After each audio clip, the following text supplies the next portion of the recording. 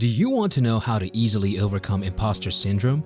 Maybe you've achieved success in your life, yet you still feel like you got lucky and you don't belong where you are now. Or maybe you sometimes feel like you aren't good enough or feel like an imposter in your own life, and it's a matter of time before everyone finds out. Hello and welcome to another Psychology Shark video. In this video, I will share with you 4 ways you can overcome your imposter syndrome. I'm also going to tell you how you can use it to your advantage. Imposter syndrome is a common phenomenon where people feel like they don't belong or are not good enough at what they're doing. The good news is that it can be overcome with these quick 4 steps. Accept your feelings. Own yourself. Stop comparing yourself. Learn to love yourself and quit being so hard on yourself. Build up your confidence. Keep watching for more and make sure to stay until the end if you want to know my secret to tie all of this together. Let's dive right into it. Number 1. Accept your feelings. Own yourself. It's okay if you feel this way sometimes, but it doesn't mean anything about who you are as an individual. You should learn to recognize when your imposter syndrome has taken over and how to get out of it before it causes damage in other aspects of your life and relationships. Imposter syndrome is a form of learned helplessness where you feel like you can't do anything about it, so why even try? It arises when individuals internalize negative messages from past experiences that they are not good enough or capable enough to succeed at something new. If we believe this message enough times, we start to believe it about ourselves, and then we begin to act that way. Let me ask you a few questions. How many job offers have you not applied for because you felt you didn't deserve it? How many times have you given up before you try out something new? How many times have you procrastinated in starting your personal project because you feel nobody would want to listen to what you have to say? The truth is, most imposters try to push away their imposter syndromes or downright ignore them. The major problem is that you're not afraid to set high standards, but you're fearful that the shoe won't fit. How can you own it?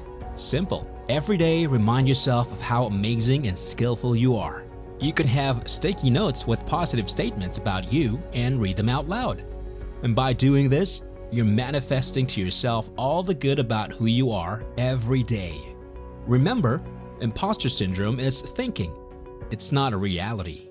Because you think you are an imposter, it doesn't mean you are one. Number 2. Stop comparing yourself to others. One of my mentors once told me, comparison is the thief of joy. And one of the root causes of the imposter syndrome that's often overlooked is that it's created by comparing yourself to others. Everyone's life story is completely different, so you'll never be able to measure up unless you compare yourself with other imposters who feel the same way as you do.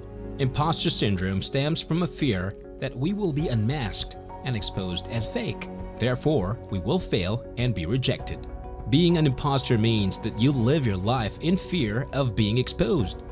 This excessive worrying and anxiety about being unmasked by others is enough to stop you dead in your tracks and paralyze you from taking action, no matter how badly you want what's on the other side of those fears. There is only one person you should compare yourself to, and it's you. When you start to compare yourself with you begin to notice your progress and how far you have come. And that is all that matters. We are all different and have different experiences, knowledge, and skill sets. And because we see ourselves from the inside and others from the outside, we come to the conclusion that they are far better than us. But in reality, those other people might just be feeling the same thing you're feeling. Keep the standards high for yourself, but lower them for others. Be your own worst critic, but treat others with an attitude of generosity and kindness that people will rarely extend towards themselves. Compare your beginning to how you want to end, not with someone else's middle or outcome. Number 3. Learn to love yourself and quit being so hard on yourself. If you just started your imposter syndrome recovery process, you might feel that accepting your feelings and having a great opinion of yourself is enough to overcome it. And to be honest, for some, it does work that way. But if you're still struggling with imposter syndrome and don't know how to combat it, then I urge you to go deeper. Because imposter syndrome happens because of a struggle within yourself, with your thoughts and feelings. You need to root out the source of it, which is often negative self-talk. Negative self-talk is a belief that if we're not perfect or if something bad happens, then this will mean there's something wrong with us. So what can you do about it? The first thing I want to recommend is talking to yourself as you would talk to a best friend. I know that sounds insane, but it works. If you look at your imposter syndrome as a character in the story of your life, or think of yourself as the main character and imposter syndrome as a supporting character, then first ask imposter syndrome what they want or need from you. Imposter syndrome often comes from a place of not wanting to be hurt or disappointed. So ask imposter syndrome what they need in order for it to go away and let you get on with your life. It might sound silly, but imposter syndrome needs love and support just like any other living thing. It will disappear once you start believing in yourself, accepting your flaws, making mistakes, celebrating your successes, just like any of the rest of us. Number 4, build up your confidence. Because imposter syndrome often comes with low self-esteem, it can be hugely decreased with a couple of simple self-confidence building exercises. As mentioned previously, one of the major causes why imposter syndrome occurs is because we think negative thoughts about ourselves and reflect on past events that make us feel ashamed or embarrassed. Affirmations are one of the best ways to build up your confidence and change those negative thoughts into positive ones. They will help you to have more insight on how capable, worthy, smart, effective, and productive you are. If self-affirmations aren't for you, then try visualizing yourself succeeding in your goal. For example, if you're running a marathon and want to run faster than someone else, then visualize yourself overtaking them and crossing the finish line before them. If it's to get promoted at work, then try picturing yourself giving an amazing presentation that gets you that promotion, or visualizing your boss saying, "Great work."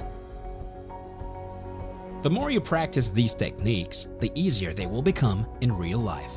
You will begin to believe that what you want can come true, and imposter syndrome won't hold you back anymore. So how do you tie all of this together and turn imposter syndrome into something positive? Ultimately, imposter syndrome is a sign that you're stretching yourself and challenging yourself to achieve something great. It can be a sign that your goal isn't too easy. So instead of getting discouraged when imposter syndrome appears, think of it as an indicator that you should keep doing what you're doing, even if it isn't easy. Imposter syndrome is a good thing. You must have heard it many times, and I will say it too. Believing in yourself is the key to all success.